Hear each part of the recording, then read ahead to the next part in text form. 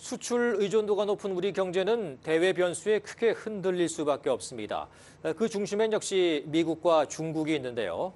경기 침체 우려가 커지고 있는 미국과 새해 시진핑 3기 지도부가 실제 임기를 시작하는 중국을 동시에 연결해서 소식 들어보겠습니다. 자, 먼저 미국 뉴욕 한보경 특파원, 미국의 긴축 기조 올해도 이어질 걸로 보이죠.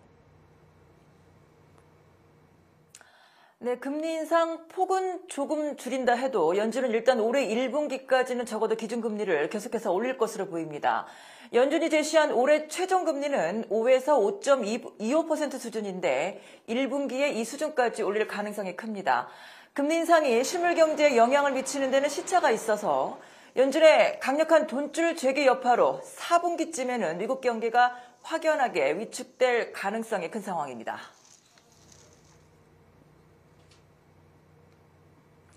네, 그러니까 미국도 올해 경기 침체를 피해가기가 어렵다는 얘기군요. 네, 연준이 내놓은 올해 미국 경제 성장률 전망치는 0.5%입니다. 연준은 완만한 성장은 이어질 거라고 얘기하고 있지만 0%대 성장이라는 건 연준도 침체 가능성을 어느 정도는 염두에 두고 있다는 얘기입니다.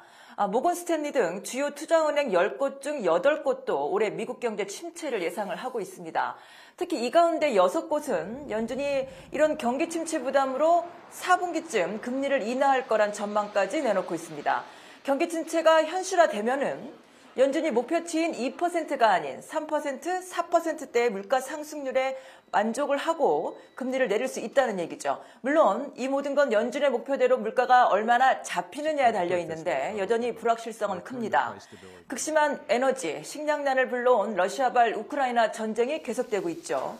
물론 경제는 환경에 또 적응하는 면이 있습니다. 그래서 국제 에너지 값이 다소 안정되고 있기도 한데 연준은 물가가 좀 잡혀가는 듯하다고 섣불리 금리를 내렸다가 다시 물가가 오르는 가장 나쁜 시나리오는 어떻게 해서든 피할 겁니다. 네, 이번엔 중국 베이징의 조성원 특파원. 중국은 지난 연말 갑자기 코로나 방역을 크게 풀었습니다. 경기 침체 우려도 영향이 컸다고 봐야겠죠? 그렇습니다. 이른바 반정부 백지 시위가 정치적 분수령이 됐지만 경기 침체를 탈출하려는 고육책으로 보는 시각이 많습니다. 제로 코로나 폐기 직전 중국의 소매 판매와 수출 모두 심각한 하락세를 보였습니다. 봉쇄 위주의 방역 정책으로 경제 전반이 경직된 결과입니다. 중국 당국은 경제 성장률 목표 달성에 실패했고 감염자 폭증을 무릅쓰며 위드 코로나로 급히 전환했는데요. 이와 관련한 시진핑 주석의 신년사 들어보시죠.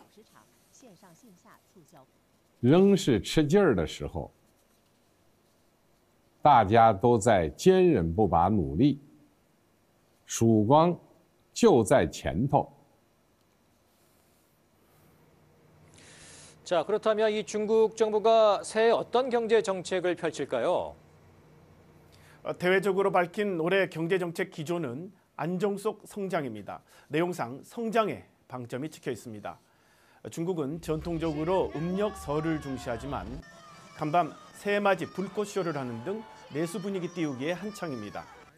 중국 지도부는 적극적인 재정 정책과 함께 부동산 산업, 신에너지차 소비 지원 계획을 밝혔습니다. 중국 사회과학원은 올해 경제 성장률을 5.1%로 예상했습니다. 중국의 수요가 살아나면 반도체 경기 하락 사이클이 완화되고 수출과 관광 등 우리 경제에 긍정적 영향이 기대됩니다. 다만 코로나19 확산세가 변수고 미국의 반도체 등 공급망 견제도 여전히 중국의 과제가 될 겁니다. 네, 지금까지 뉴욕과 베이징을 동시에 연결해 소식 들었습니다.